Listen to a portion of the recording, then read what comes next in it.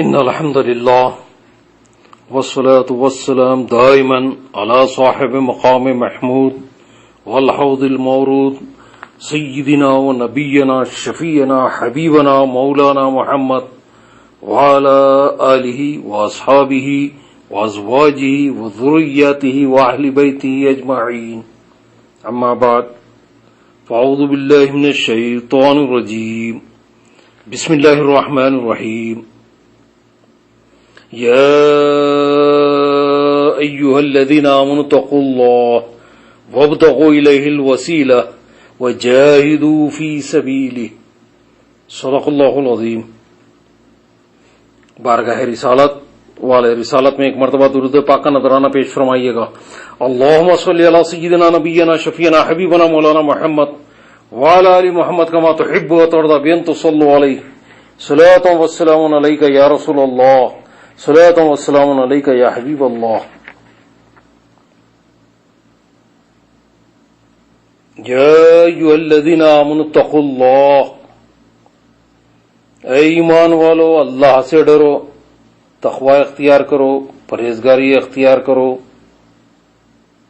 وابتغوا الیہ الوسیلہ، اور اس کی بارگاہ میں پہنچنے کے لیے وسیلہ تلاش کرو. وجاہدوا فی سبیلہ، اور اس کی راہ میں جہاد کرو. اللہ سے ڈرو اور اس کی بارگاہ میں پہنچنے کے لیے وسیلہ تلاش کرو اور اس کی راہ میں جہاد کرو. عالم کی دو قسمیں ہیں، ایک عالم امر اور دوسرا عالم خلق. عالم امر اسے کہیں گے کہ رب کن فرمائے اور چیز ہو جائے، نہ سبب نہ وسیلہ نہ ذریعہ. الغرض اس چیز کا وجود محتاج وسائل نہیں، بلکہ رب تبارک و تعالیٰ نے کن کہا اور چیز ہو گئی. تو کن کہہ دینے سے جس چیز کا وجود ہو جائے وہ عالم امر کی چیز ہے. عالم امر میں جو کچھ بھی پیدا ہوا اس کا بھی خالق اللہ تبارک و تعالیٰ ہی ہے، اور عالم خلق میں بھی جو کچھ پیدا ہوا اور جو کچھ پیدا ہوگا اس کا بھی خالق اللہ تبارک و تعالیٰ ہی ہے. مگر فرق اتنا ہے کہ عالم امر میں کن کہہ کر پیدا کیا اور عالم خلق میں اسباب سے لگا دیا. عالم امر میں کن کہہ دیا روح ہو گئی، مگر خود روح والے کو یعنی جس کو روح والا بنانا ہے رب تبارک و تعالیٰ نے کن کہہ کر پیدا نہیں کیا. دیکھو سیدنا آدم علیہ السلام کا مجسمہ کیا کن کہہ کر نہیں بن سکتا تھا؟ کن ہو جا مجسمہ تیار ہو جاتا، مگر نہیں، عناصر اربعہ کی ترکیب کی جا رہی ہے، مجسمہ تیار کیا جا رہا ہے. لاؤ مٹی، لاؤ پانی، لاؤ آگ، لاؤ ہوا، یعنی مٹی، پانی، ہوا، آگ، یہ چار چیزیں کی ترکیب ہو رہی ہے. اے فرشتوں اس کو گوندو اور گوند کر کے مجسمہ تیار کرو. فرشتوں کو لگایا جا رہا ہے تو یہ مجسمہ تیار ہو رہا فرشتوں کے وسیلے سے. اور یہ چار مٹی کے ذریعے سے، پانی کے ذریعے سے، آگ کے ذریعے سے، ہوا کے ذریعے سے، یہ چار ذریعوں سے، پھر فرشتوں کے ذریعے سے. فرشتے اس کو گوندو اور گوند کر مجسمہ تیار کرو. اتنی ضرورت میرے رب کے لیے نہیں تھی، قادر مطلق کے لیے نہیں تھی. مجسم آدم کو وہ کن کہتا ہو جاتا، مگر نہیں، روح آدم عالم امر کی ہے اور مجسم آدم عالم خلق کا ہے، اور دونوں کی تخلیق سے الگ الگ سنت الہیہ متعلق ہیں. ہم کو عالم اسباب میں رکھا گیا، عالم وسائل میں رکھا گیا. بتاؤ کوئی چیز ایسی ہے جو تمہیں بے وسیلہ مل سکتی ہے؟ دینے والا اللہ تبارک و تعالیٰ ہے، رازق اللہ تعالیٰ ہے، خالق اللہ تعالیٰ ہے، مالک اللہ تعالیٰ ہے. ایک ہی دینے والا ہے، ایک ہی پیدا کرنے والا ہے، ایک ہی رزق دینے والا ہے. مگر بتاؤ تمہارے منہ میں کوئی لقمہ بغیر وسیلے کے آ سکتا ہے؟ ہرگز نہیں. یہ عالم خلق ہے، یہ اسباب و وسائل کی دنیا ہے. یہاں بغیر وسائل کے کوئی کام نہیں ہو سکتا. میڈیشن، وسائل، یہ انسان سوچتا ہے تو دماغ کے ذریعے سے سوچتا ہے.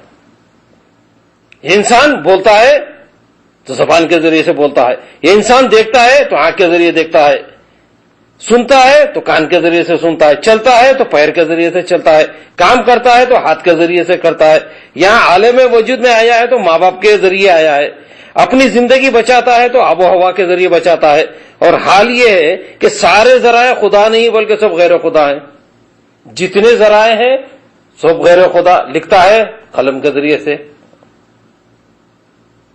سفر کرتا ہے گاڑی کے وسیلے سے، تو یہ تمام ذرائع، تمام وسائل یہ سب غیر خدا ہے، خدا نہیں ہوتے یہ۔ انسان اگر کسی کی مخالفت کرتا ہے تو اپنی عقل کے ذریعے کرتا ہے، تمام کام ذرائع سے ہو رہے ہیں، وسائل سے ہو رہے ہیں، مگر جب اس انسان سے کہا جاتا ہے کہ خدا تک پہنچنا ہے تو کہتا ہے کہ اب ذریعہ نہیں چاہیے بلکہ اب تو ڈائریکٹ پہنچ جائیں گے، نو میڈیشن، ڈائریکٹ سفر۔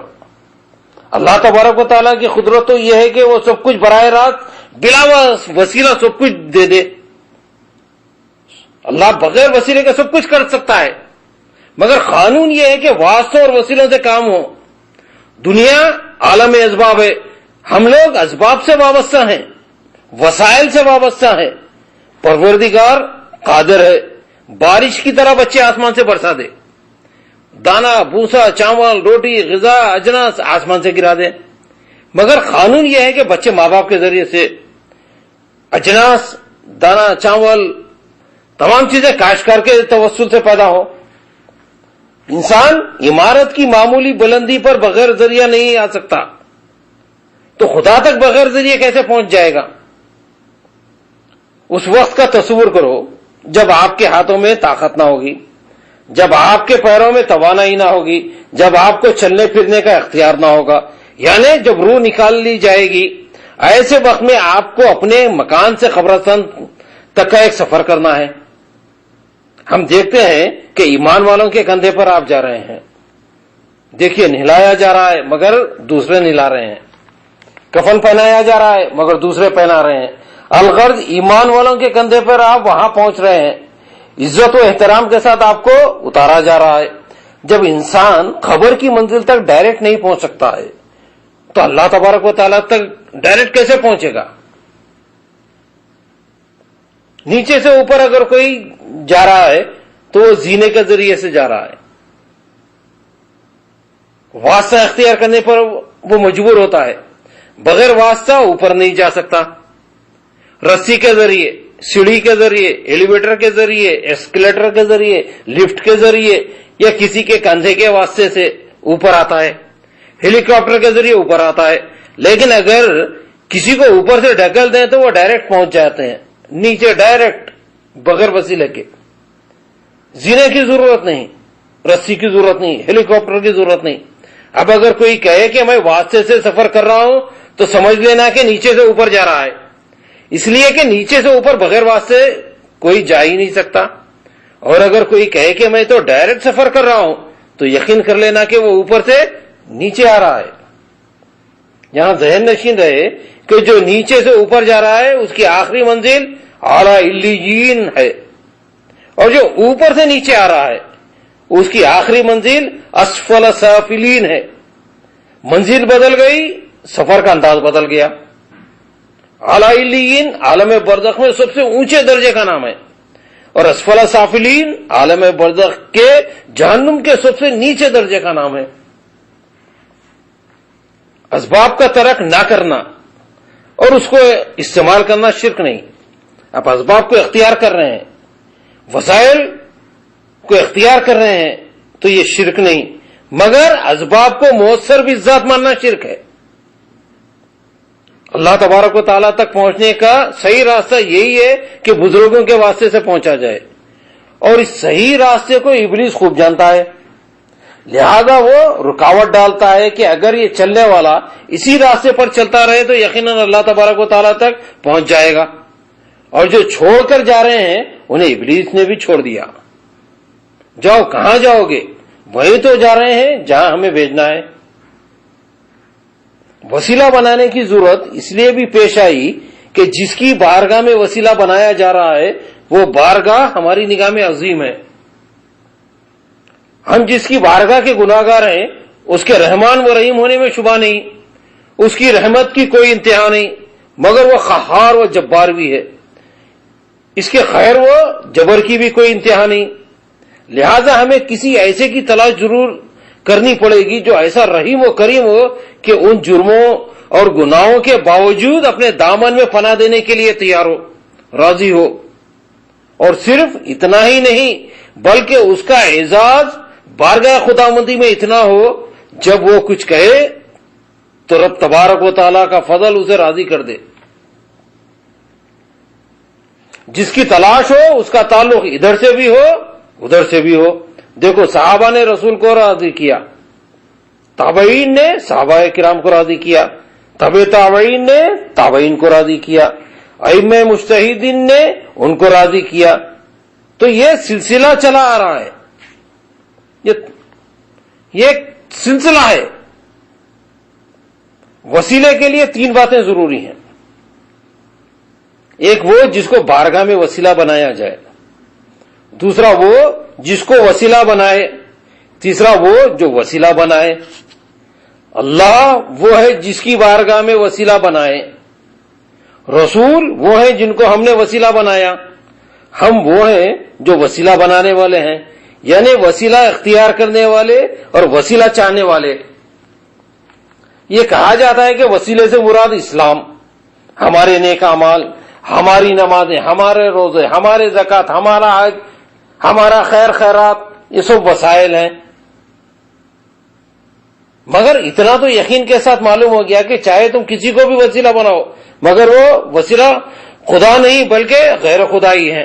اسلام کو وسیلہ بناؤ تو اسلام کا نام خدا نہیں ہے، نماز کو وسیلہ بناؤ تو نماز بھی خدا نہیں، روزے کو وسیلہ بناؤ تو روزہ بھی خدا نہیں، حج کو وسیلہ بناؤ تو حج بھی خدا نہیں ہے، اعمال خیر وہ خیرات کو وسیلہ بناؤ تو یہ بھی خدا نہیں ہے، کسی انسان کو وسیلہ بناؤ تو یہ بھی خدا نہیں ہے، کسی بزرگ کو وسیلہ بناؤ تو یہ بھی خدا نہیں ہے، کسی نبی و رسول کو وسیلہ بناؤ تو یہ بھی خدا نہیں.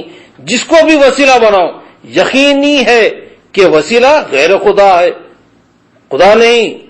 اب اگر کوئی کہے کہ غیر خدا کو وسیلہ و سفارشی نہیں بنایا جا سکتا تو وَابْتَغُوا إِلَيْهِ الْوَسِيلَہ کا ترجمہ کیا ہوگا اور کیا مطلب بتائے گا؟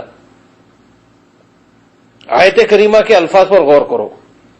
یا ایھا الذین آمنوا اتقوا اللہ، اے وہ لوگ جو ایمان لا چکے. تو معلوم ہوا کہ خطاب ہے ایمان والوں سے. اب وسیلے سے مراد ایمان نہیں ہو سکتا، اس لیے کہ اگر وسیلے سے مراد ایمان ہوتا تو پھر اسے تلاش کرنے کا حکم ایمان والوں کو نہ دیا جاتا، بلکہ اس صورت میں خطاب ان سے ہوتا جو ایمان سے خالی ہیں. اس لیے کہ جو ایمان لا چکا تو وہ ایمان کیا تلاش کرے. الغرض اس آیت میں وسیلے سے مراد ایمان نہیں ہو سکتا. واتقوا اللہ، اللہ سے ڈرو، اللہ کی نافرمانی مت کرو، اللہ کے احکام کی اطاعت کرو، یہی تقویٰ ہے. واتقوا اللہ میں تقوی کا ذکر ہو گیا اور تقوی میں سارے اعمال صالحہ آ گئے. اعمال صالحہ کے بغیر کوئی متقی نہیں ہو سکتا. اور جاہدوا فی سبیلہ میں جہاد آ گیا، اس طرح جہاد کا بھی ذکر الگ کر دیا گیا. اب وسیلے سے مراد ایمان نہیں بلکہ جان ایمان ہے، یعنی ایمان کا دینے والا. وسیلے سے مراد اعمال صالحہ کی تعلیم دینے والا. وسیلے سے مراد جہاد کا ڈھنگ بتانے والا. وسیلے سے مراد ہے محمد الرسول اللہ صلی اللہ علیہ وسلم. وابتغوا الیہ الوسیلہ کا معنی اب یہ ہو گیا کہ اے ایمان والو، اے تقوی والو، اے ایمان لائے، تم ایمان لائے، بہت اچھا کیا، تم نے تقوی کی زندگی اختیار کی، بہت بہتر کیا، تم نے جہاد اپنا لیا، بہت بہتر کیا. مگر اب سب کچھ کر کے رسول کو وسیلہ بھی بنا لو تاکہ بارگاہ خود تک پہنچ بھی سکو. ہمارے نیک اعمال، نماز، روزہ، زکوٰۃ، حج وغیرہ بارگاہ خداوندی میں مقبول ہیں یا مردود، کسی کو بھی معلوم نہیں، اور کوئی بھی یقین کے ساتھ دعویٰ نہیں کر سکتا. حضور نبی کریم صلی اللہ تعالی علیہ وسلم یقیناً اللہ تبارک و تعالیٰ کی بارگاہ میں مقبول ہیں، حبیب اللہ ہیں، لہذا اللہ تعالیٰ کے مقبول بندوں کو وسیلہ بنانا جائز ہے۔ حضور نبی کریم صلی اللہ علیہ وسلم کی حیات کی 3 قسمیں ہیں۔ پہلی، ہماری نگاہوں میں آنے سے پہلے کی زندگی، جبکہ نور محمدی نے ابھی جامع بشریت نہیں پہنا تھا۔ دوسری، جب ہمارے پاس آ گئے، یعنی نور محمدی جامع بشریت پہن کر انسانوں کی ہدایت کے لیے ہماری نگاہوں کے سامنے آیا، یہ 63 سالہ زندگی پر مشتمل ہے۔ تیسری، جب ہماری نگاہوں سے سرکار رسالت میں آپ صلی اللہ علیہ وسلم روپوش ہو گئے، حضور نبی کریم صلی اللہ علیہ وسلم کا ظہور بھی نہیں ہوا ہے۔ حضرت سیدنا آدم علیہ السلام نے دعا میں میرے رسول کا واسطہ دیا اور کہا کہ الہ العالمین، اے اللہ، میں اس کی ذات کا وسیلہ دے کر معافی و مغفرت چاہتا ہوں جس کا اسم گرامی محمد صلی اللہ علیہ وسلم ہے۔ اللہ مجھے معاف فرما دے، بحق محمد صلی اللہ علیہ وسلم سوال ہو۔ رب تبارک و تعالیٰ نے ارشاد فرمایا، اے آدم، تو اے محمد صلی اللہ علیہ وسلم کو کیسے جان لیا؟ تو حضرت آدم علیہ السلام نے معروضہ پیش کیا کہ الہ العالمین، جہاں میں نے دیکھا لا الہ الا اللہ، وہاں پایا محمد الرسول اللہ، عرش کے پائے پر، عرش کے سینے پر، جنت کے اوراق پر، جنت کے دروازوں پہ، تو میں نے سمجھ لیا کہ یقیناً یہ کوئی محبوب بندہ ہے جس کے نام کو تو نے اپنے نام کے ساتھ لگا لیا ہے۔ تو رب تبارک و تعالیٰ نے ارشاد فرمایا، صدقت یا آدم انہ لا احب الخلق الی اما اذا سألتنی بحق فقد غفرت لک ولولا محمد ما خلقتک وما غفرتک۔ اے آدم، تو نے صحیح کہا، جس کا تو نے وسیلہ دیا ہے وہ تمام مخلوق میں میرے نزدیک سب سے زیادہ محبوب ہے، اور جب تو نے سوال کر لیا ہے اس کے وسیلے سے تو میں نے تجھے معاف کر دیا۔ اور اے آدم سنو، اگر ان کو پیدا کرنا نہ ہوتا تو میں تجھے پیدا ہی نہ کرتا۔ معافی کا سوال کیا تھا؟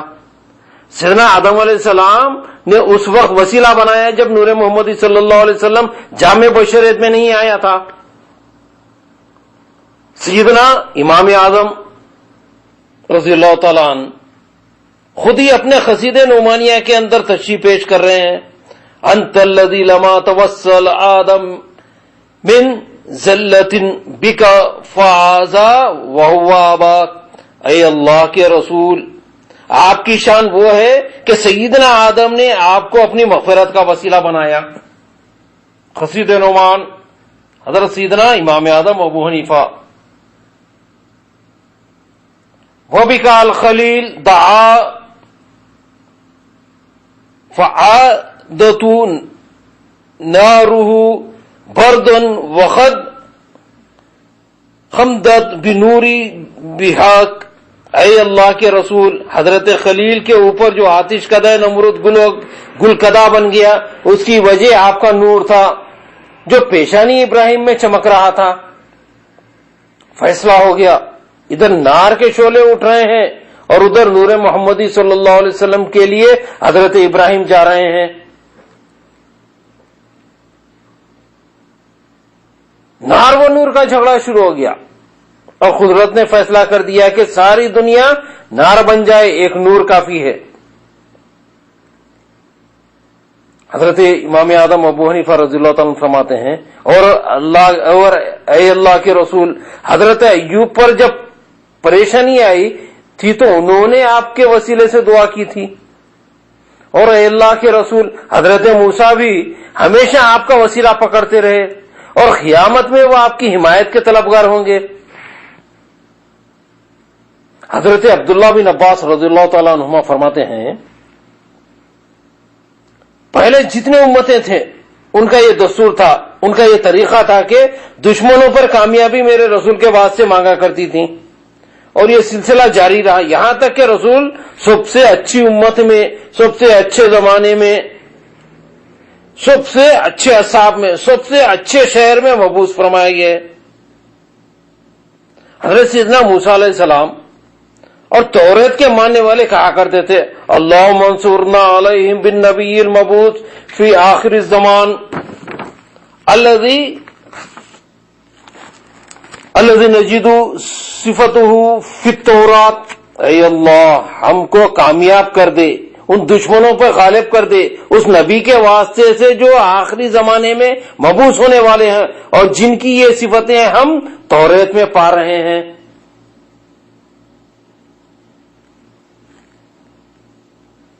اے اللہ تجھ سے ہم مدد طلب کرتے ہیں اس نبی یہ امی کے واسطے سے تو ہمیں ان کافروں پر غالب فرما دے. دیکھو انبیاء اور انبیاء کا کلمہ پڑھنے والے سبھی دعائیں مدد کر رہے ہیں میرے رسول کے وسیلے سے. ثابت ہو گیا کہ پہلے زمانے میں رسول کو وسیلہ بنایا گیا. اب یہ دیکھیں کہ اس زمانے میں بھی رسول کو وسیلہ بنایا گیا ہے.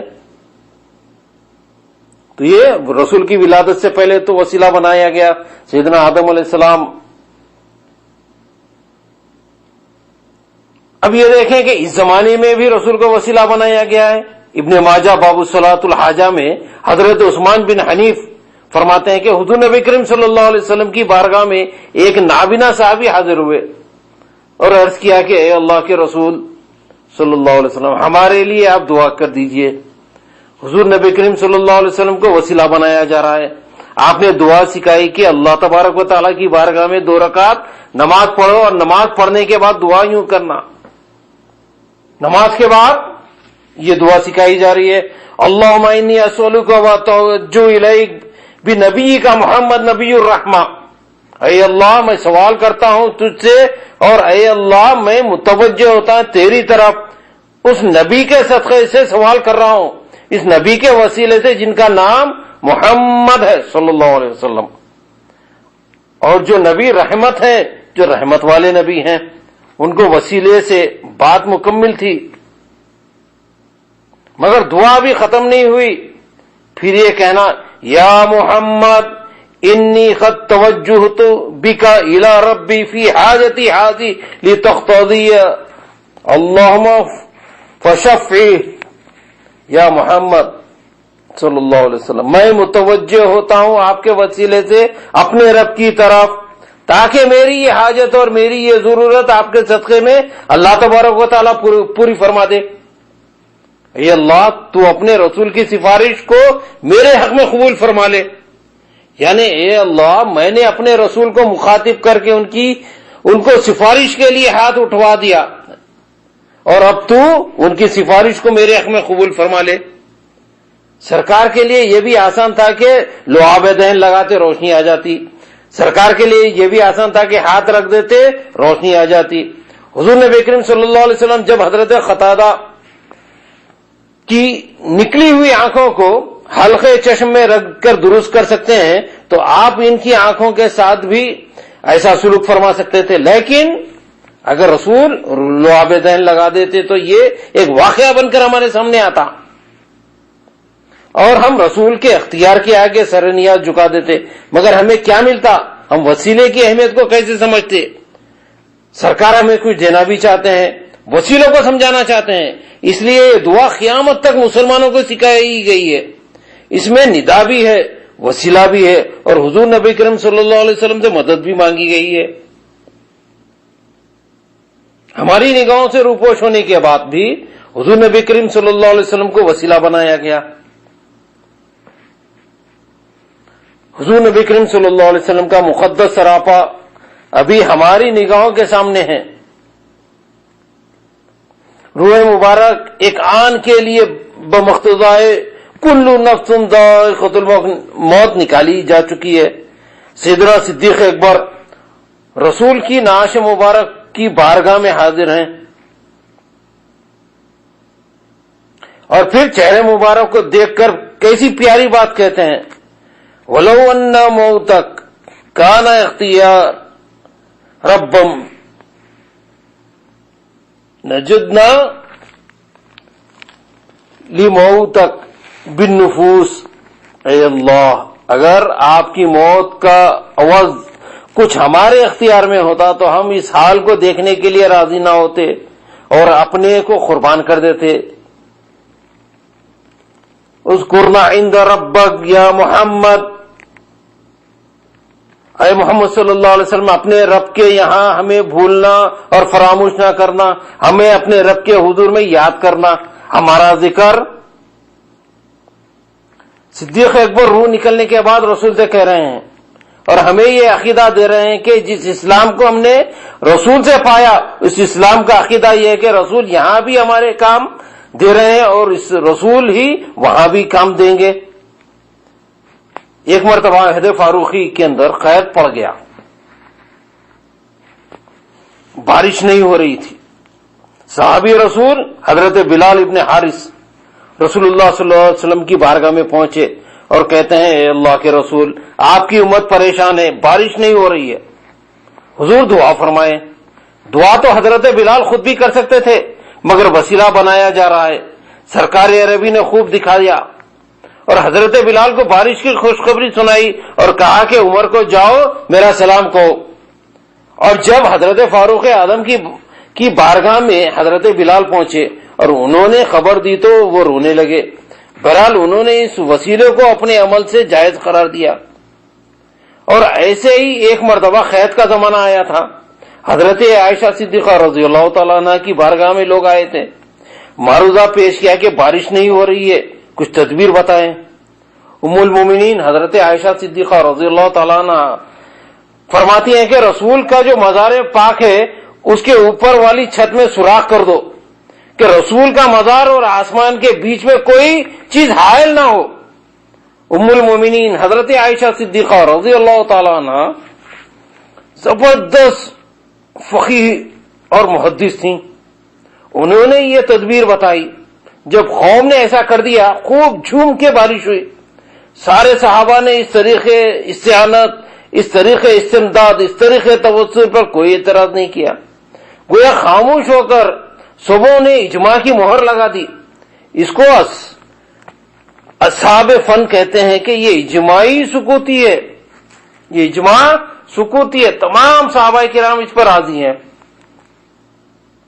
عہد فاروقی میں حاکم حلب کے لشکر جرار سے مقابلہ ہوا تھا. اس وقت حضرت کعب ابن حمزہ میدان جنگ میں مسلمانوں کی حمایت کے لیے بہت ہی بے قرار اور مستعد دکھائی پڑ رہے تھے. ان کے الفاظ سنو، یا محمد یا محمد. میدان جنگ سے لفظ یا سے پکارا جا رہا ہے، یا محمد یا محمد. یا نصر اللہ انزل معاشر المسلمین ابتغوا انما ہی ساعات وانتم العالمون. اے اللہ، اے محمد صلی اللہ علیہ وسلم، اے اللہ کی مدد نازل ہو جا. اتنا کہنا تھا کہ دل کو یقین ہو گیا. کہتے ہیں کہ اے مسلمانوں گھبراؤ نہیں، ثابت قدم رہو، اب مدد آنے والی ہے، سرفرازی تمہارے لیے ہے، سربلندی تمہارے لیے ہے. رسول کو میدان جنگ میں وسیلہ بنا کر پکارا جا رہا ہے.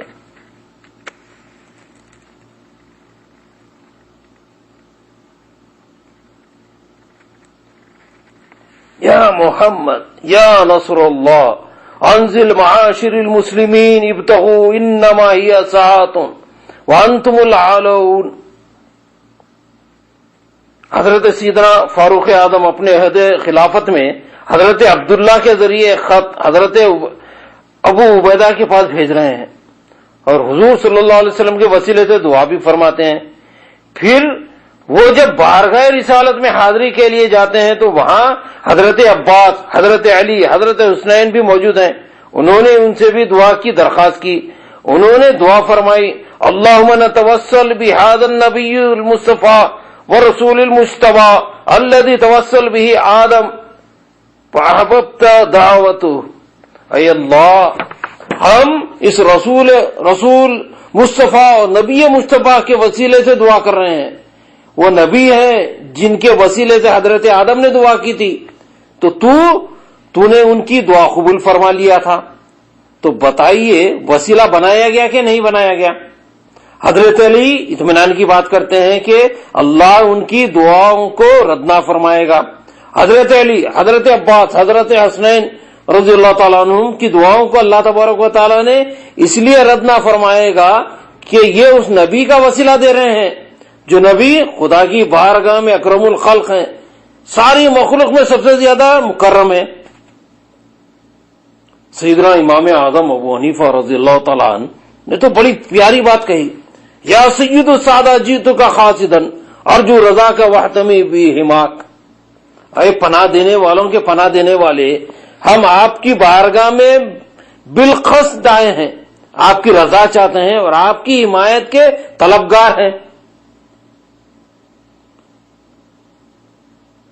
اے اللہ کے رسول، اگر آپ نہ ہوتے تو کوئی آدمی نہ پیدا کیا گیا ہوتا، بلکہ کوئی مخلوق ہی نہ پیدا کی جاتی اگر آپ کا پیدا کرنا مقصود نہ ہوتا۔ اور اے اللہ کے رسول، ہم آپ کی سخاوت کے حریص ہیں، ہم آپ کی سخاوت چاہتے ہیں، ہم آپ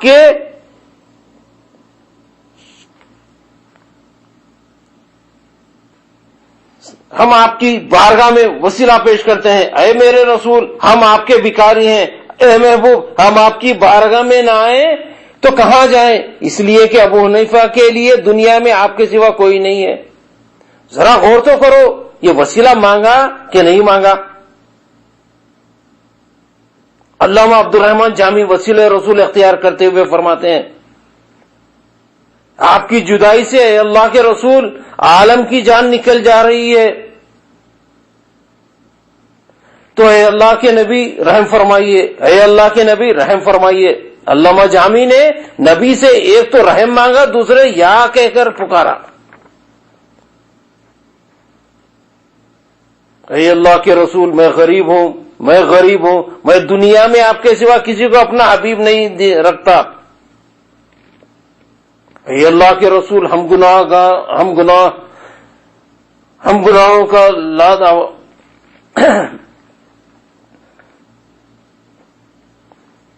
اے اللہ کے رسول ہم گناہوں کا لادوا مرض رکھتے ہیں جس کا کوئی علاج نہیں، مگر اے سرکار آپ کا کرم، آپ کے الطاف، آپ کی مہربانیاں ہماری حکیم ہیں، ہماری طبیب ہیں۔ پھر یہ رسول کا چاہنے والا، رسول کا سچا غلام جھوم کر کہتا ہے، مجھے اس بات پر ناز ہے کہ اے اللہ کے رسول ہم آپ کی امت ہیں، گناہگار ہیں مگر خوش نصیب ہیں۔ حضرت امام شرف الدین بوسری نے پر ایک مرتبہ فالج کا اثر ہوا تھا، تو انہوں نے قصیدہ لکھا اور اسی قصیدے کو اپنی بیماری میں پڑھتے رہے۔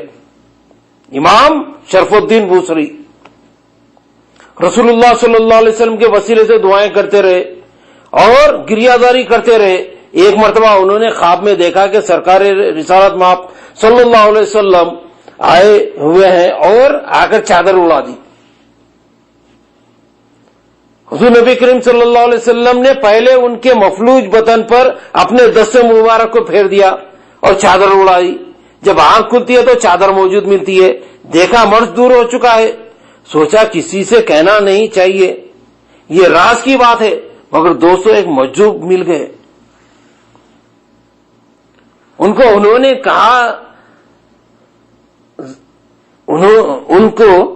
کہا ذرا سناؤ تو وہ قصیدہ۔ کہا کیا قصیدہ؟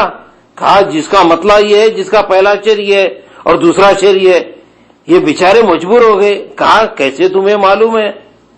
کہا کہ بارگاہ رسول میں نے اس کو سنا ہے، اللہ کے رسول کی بارگاہ میں جب سنانے والا سنا رہا تھا تو رسول ایسا جم رہے تھے جیسے میوہ دار شاخ جمتی ہے۔ اللہ اکبر۔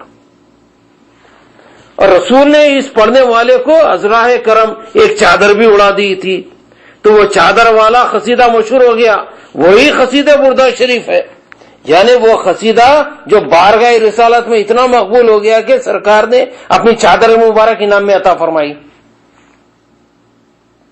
رسول کو ہر زمانے میں وسیلہ بنایا گیا، بنانے والے صالحین تھے، بنانے والے ائمہ تھے، بنانے والے صحابہ تھے، بنانے والے انبیاء تھے، بنانے والے مرسلین تھے۔ تو اب اگر وسیلہ بنانا شرک ہو جائے تو مشرکوں کی تعداد کتنی بڑھ جائے گی؟ عقل ہوتی تو خدا سے نہ لڑائی لیتے، یہ گھٹائیں اسے منظور بڑھانا تیرا۔ اللہ تبارک و تعالی ہم سب کو حضور نبی کریم صلی اللہ علیہ وسلم کی سچی محبت عطا فرمائے. وآخر دعوانا الحمد للہ رب العالمین. سبحان ربک رب العزت عما یصفون وسلام علی المرسلین والحمد للہ رب العالمین.